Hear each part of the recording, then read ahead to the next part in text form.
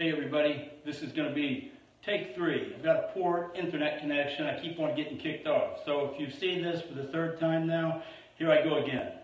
John Fleege, Security National Mortgage Company, and just want to say hey to everybody out there. And before I get this video started, I want to start by disclosing one quick thing, and that is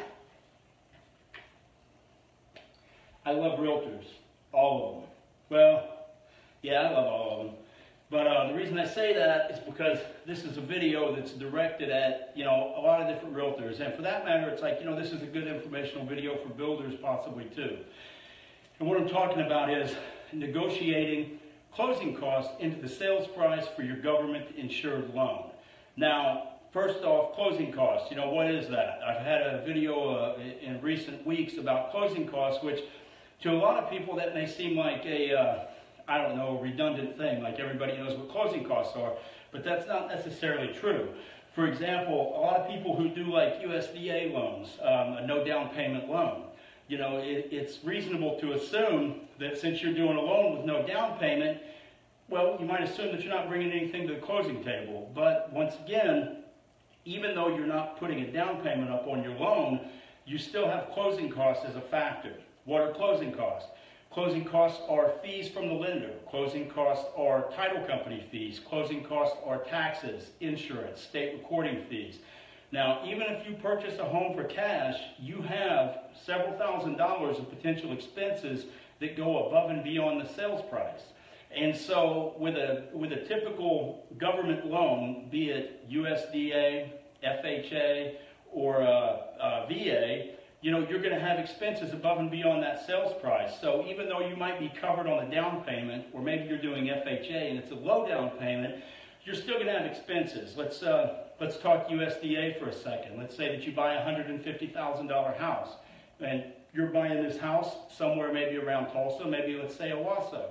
Well, with estimated taxes and insurance and everything involved, even after you get done with the sales price, you're still looking at somewhere between about $5,000 and $7,000 of expenses. And, most people that are doing government-insured loans, FHA, VA, USDA especially, are not counting on bringing anything more than their down payment, or in the case of VA and USDA, no down payment. So then they don't want to bring the additional $5,000 or $7,000. So then whenever you're negotiating a sales price, we have to be mindful of these things, because I do the calculations for the buyers. We put these things in their letters of approval, and the buyers don't really know to ask for these things. So it's always good to, because I can't tell you, it's like in March, for example, I got a total of 4 different purchase agreements, none of which had the buyer's closing costs factored in. Now here's why this is very important. It's like if you've got a situation with a person that doesn't have enough money in closing costs, or if maybe the person is trying to wrap the closing cost up into the purchase price, USDA is a very good example. USDA does allow for the ability of the buyer to be able to finance closing costs and expenses on top of the purchase price above and beyond. However, the sales price of the home, the appraised value, we cannot exceed the loan amount. We cannot exceed the appraised value with the loan amount. So just using simple numbers here, let's say that you've got a $100,000 purchase price. You have $5,000 in closing costs that you need to add on to this deal. So then that means we have to have a total loan amount of $105,000. That means we have to have an appraisal of $105,000. And I'm going to tell you some things that are just simple reality. People can disagree with me all that they want, but we don't get to let the appraiser know. The appraiser has no idea what your loan amount is. All they see is the purchase price on the contract. So with USDA, for example, let's say that you need to finance these $5,000 in on top of the purchase price. Well, then that means you need a $105,000 appraisal. When the contract goes to the appraiser, all that appraiser sees is the contract sales price, which in the case of the example I'm talking about is only $100,000. Now, this is the part that I say that people can disagree with me all day, but I see it in action all the time. An appraisal is an opinion of value.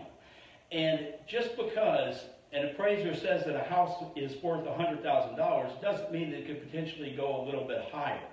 But what happens is when you send an appraiser a purchase contract for $100,000, there's a lot of times that it's reasonable to assume that appraiser might take that purchase agreement, and you know, he might just call it a day, hit the sales price of $100,000.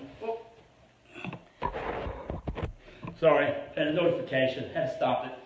Hit the sales price of $100,000 and call it a day. So we get back an appraisal that's $100,000. You need it to be $105,000. So guess what? You're bringing in $5,000 closing cost. Now back up and let's try this another way. Real estate agents negotiate the closing cost into the sales price. So instead of expecting the buyer to come up with these funds out of thin air, you know, or to finance them on top and just hope that the home appraises for enough, let's give the appraiser something to work with. What you want to do, you want to offer the seller, the builder, whoever, $105,000 for a sales price, and we want to have the seller pay the equivalent amount in closing cost. Which, you know, this is going to take care of the issue whenever the appraiser sees the contract, because we cannot influence the value of an appraisal. You cannot call the appraiser and say, hey, how much do you think this will appraise for? You know, we can't suggest anything. But whenever you offer a higher sales price for a home, you know, that is an indication of upswing in the market for one thing. I mean, you're going to be able to say, you know, there's a demand for this home for $105,000. So if anything, these things like this can potentially bring up property values if done the right way. So it's like, real estate agents, please be mindful when you're writing these contracts. You're not just filling in the blanks on there, calling a day, send it over, and hope everything goes to plan. Because I'm getting several of these contracts in where people are not putting the closing cost into the purchase price. You know, I'm having to call up, you know, after the fact and everything and deliver a lot of bad news to people, which is like, hey, you know, you were doing a USDA loan with no money down. Well, guess what? You're bringing $6,000 now. So, you know, it's harder to correct after the fact. But if you've been a victim of something like this, buyers, where, you know, you thought that you were not going to have to bring as much into closing, and maybe you found out that you were, you know, let me know. Give me a call, 918-630-1991. And, you know, we can get these things straightened out. It's not always the best thing to do after you've gone into a contract, because, you know, the walls are up, so to speak. I mean, nobody has to renegotiate unless they don't want to, or unless they want to. So, you know, let's try to get these things before they actually, you know, get us. And it's like, let's try to make sure that everybody is going to bring in the amount to closing that they expect to bring in.